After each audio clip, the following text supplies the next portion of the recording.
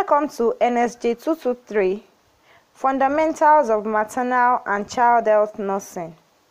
Study Session 1, Introduction to Maternal and Child Health Nursing. Introduction.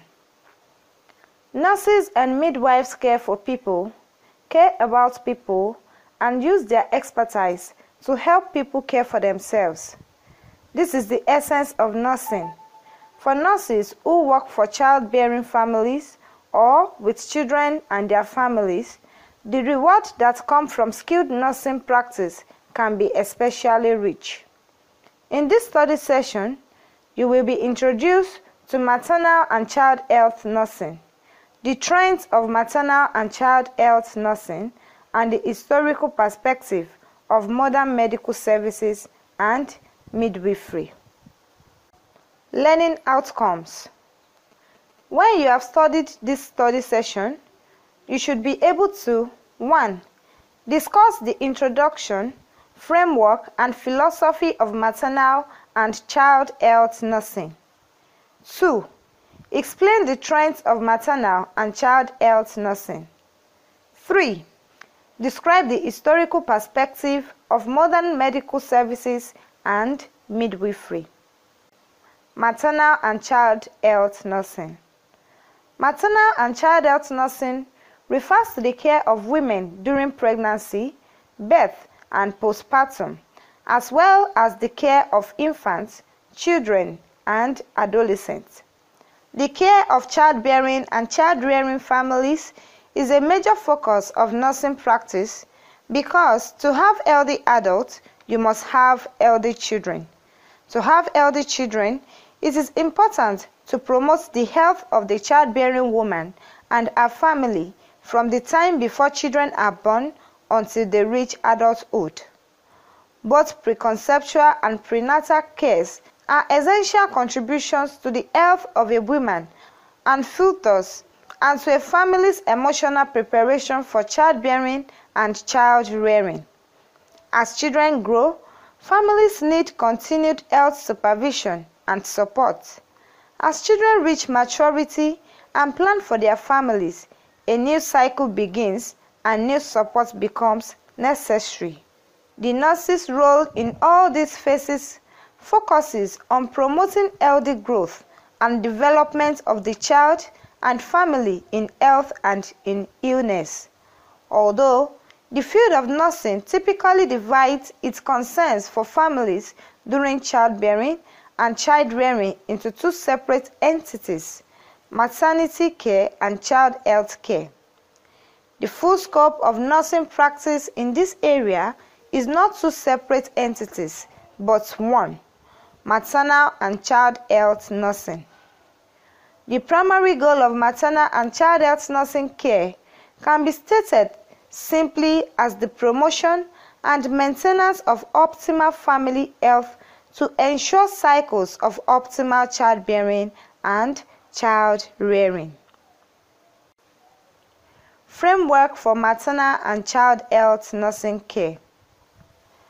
Maternal and child health nursing can be visualized within a framework in which nurses, using nursing process, nursing theory, and evidence-based practice, care for families during childbearing and child-rearing years through 4 phases of health care.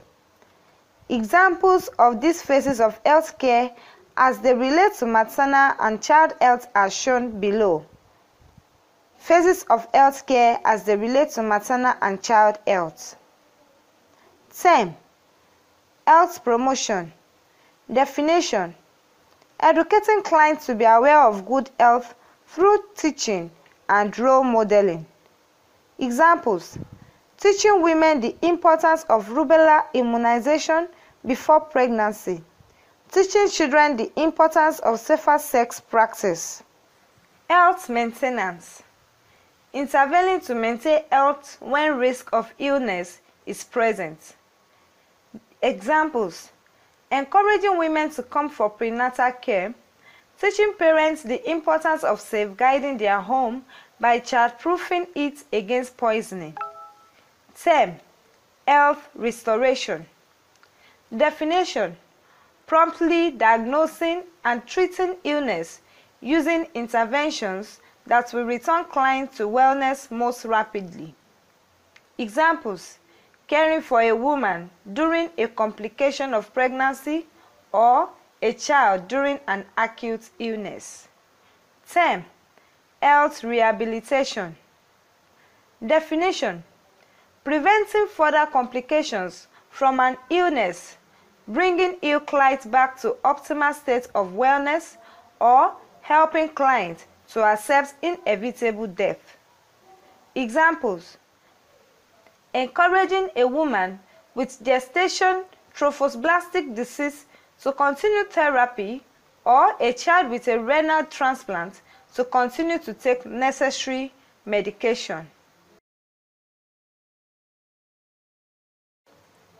Philosophy of maternal and child health nursing. The philosophy of maternal and child health nursing can be seen as follows. 1. Family-centered. Assessment data must include a family and individual assessment. 2. Community-centered. The health of families depends on and influences the health of communities. 3. Research-oriented, because research is the means whereby critical knowledge increases. 4. Both nursing theory and evidence-based practice provide a foundation for nursing care. 5. It serves as an advocate to protect the rights of all family members, including the fetus. 6. It includes a high degree of independent nursing functions. 7. Promoting health is an important nursing role because this protects the health of the next generation. 8. Pregnancy or childhood illness can be stressful and can alter family life in both subtle and extensive ways. 9. Personal, cultural, and religious attitudes and beliefs influence the meaning of illness and its impact on the family. 10. It is a challenging role for a nurse and is a major factor in promoting high-level wellness in families. Trends and nature of maternal and child health nursing. At the beginning of the 20th century, the infant mortality rate in the United States, that is, the number of infants per 1,000 births who died during the first year of life, was greater than 100 per 1,000. In response to efforts to lower this rate, healthcare shifted from a treatment focus to a preventive one, dramatically changing the scope of maternal and child health nursing. Research on the benefits of early prenatal care led to the first major national effort to provide prenatal care to all pregnant women through prenatal nursing services, home visits, and clinics. Today, thanks to these and other community health measures, such as efforts to encourage breastfeeding, increase immunization, and injury prevention, as well as many technological advances. Medical technology has contributed to a number of important advances in maternal and child health. Childhood diseases such as measles and poliomyelitis are almost eradicated through immunization. Specific genes responsible for many inherited diseases have been identified, and stem cell therapy may make it possible in the next few years to replace diseased cells with new growth cells. New fertility drugs and techniques allow more couples than ever before to conceive, and the ability to delay preterm birth and improve life for premature infants has grown dramatically. In addition, a growing trend towards healthcare consumerism or self-care has made many childbearing and child-rearing families active participants in their own health monitoring and care. trends in maternal and child health care and implications for nurses. A. Families are smaller than in previous decades. B. Single parents are increasing in number. C. An increasing number of women work outside the home. D. Families are more mobile than previously. There is an increase in the number of homeless women and children. E. Abuse is more common than ever before. F. Families are more health conscious than previously. G. Healthcare must respect cost containment. Historical perspective of modern medical services and midwifery. Midwifery is a long and aged profession. The word is derived from mid means with, while wife means woman, literally meaning a woman, helping pregnant women in pregnancy labor and in puerperium. Women who had previous knowledge practiced midwifery by making use of birth stool, and this was handed over from hand and from one generation to another. The eldest woman in the family is referred to as the wise women, who supervises labor. They are old women, mothers, in-law, and local birth attendants who attend to women in labor because of the experience they learned over the years by the practice, though they had no formal training. Biblical reference, Genesis 35:17, showed that there is need for a midwife to attend to a woman in labor. And it came to pass, when she was in hard labor, that the midwife said unto her, Fear not, for now you will have another son. Also, Exodus 1:16-21 refers to two Hebrew midwives, Shiphrah and the other Puah, who attended to Egyptian women in labor and saved the lives of their male children. The Egyptians. The foundation has been laid down since ancient time. The problems faced in obstetrics and midwifery in the past naturally influence current practice of maternity care. The Egyptians stated the early development of midwifery by testing for pregnancy and determining the sex of the fetus. Urine of pregnancy was used to water wheat and barley.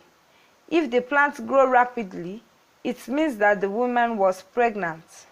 If the wheat grows taller than the barley, it means the baby would be a boy. And if the barley grows taller than the wheat, it means a baby girl.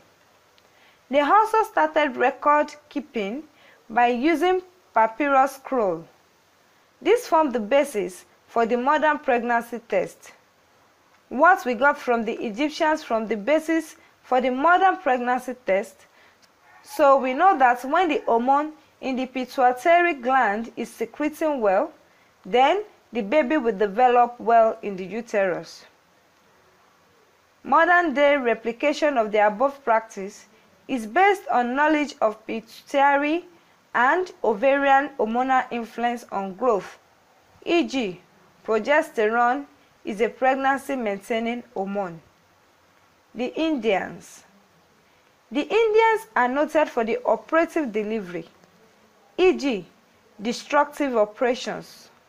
Also, in the early period, members of the family are allowed to stay during delivery, but there were traces of specialty call when there are problems of malpresentation. The Greek development. This scientific approach came from ancient Greece. A Greek named Hippocrates laid down the foundation for the medical model. He is referred to as the father of modern medicine. The factors of the medicine model are objectivity, cleanliness, respect, dignity. He believed there is an act to the practice of medicine, therefore, the following factors are to be considered. A. The totality of the patients at that time. B. The patient's way of life. C.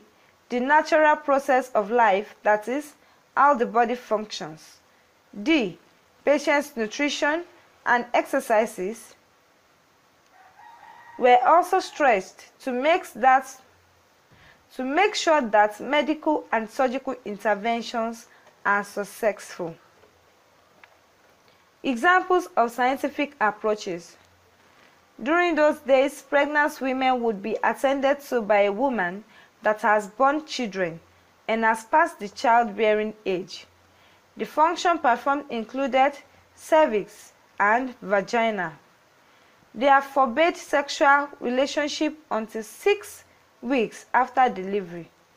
But Masters and Johnson, 1996, said there is no reason to refrain from sexual acts. Soranos, also a Greek physician who specialized in gynecology and obstetrics, was best known for his external podalic version. European development. The European development marked the transition from early to modern development, and this ended oral tradition. Some influential names in this respect are A. Ambrose Père, a French physician. He used cervical dilators to induce labor in women with bleeding. He proposed the use of nipple shield. He shifted the responsibility of management of pregnancy and labor from physicians to midwives. B. Peter Chamber. He was credited for the invention of obstetric forceps, and he kept it a family secret for a generation. Smelly Luret disclosed the secret in 18th century. C. Francois Mousin, 1637 to 1765. He was a Frenchman. He observed puerperal fever, discovered the mechanism for breech and extraction, and introduced the use of beds rather than stools. He refuted the idea that public bones separated during labor and advocated the suturing of tear. D. Hendrik van Deventer. He described the pelvic bones. E. William Smellie. He made significant influences on obstetric studies. He contributed to the recording of mechanism of labor and also invented the curved and blunt forceps. In the 19th century, significant advances, e.g., hospitals were built, germ theories were established, vaccinations were introduced, records of vital statistics were established. James Simpson administered chloroform first to a patient in labor and then to a child during surgery. Although anesthesia was discovered, but its use was controversial. Though scientists accepted it as a means of relieving pain, religionists said it was a violation of biblical law until it was administered to Queen Victoria. As a result of this, James Simpson was home-used with a knighthood. F. Smellie Veit. He used clinical observations, also advanced the newly established germs theory and the two simple techniques to control infection, that is, techniques of prophylaxis and hand washing. Summary. In this study session, you have learned that 1. The care of childbearing and child-rearing families is a major focus of nursing practice because to have healthy adults, you must have healthy children. To have healthy children, it is important to promote the health of the childbearing woman and her family from the time before children are born until they reach adulthood. 2. Both preconceptual and prenatal cares are essential contributions to the health of a woman and fetus and to a family's emotional preparation for childbearing and child rearing. 3. The framework and philosophy of maternal and child health nursing as involving 4 phases, which are health promotion, health maintenance, health restoration, and health rehabilitation. 4. The history of midwifery in the pre-colonial era and in Nigeria specifically. End of study session 1. Thanks for listening.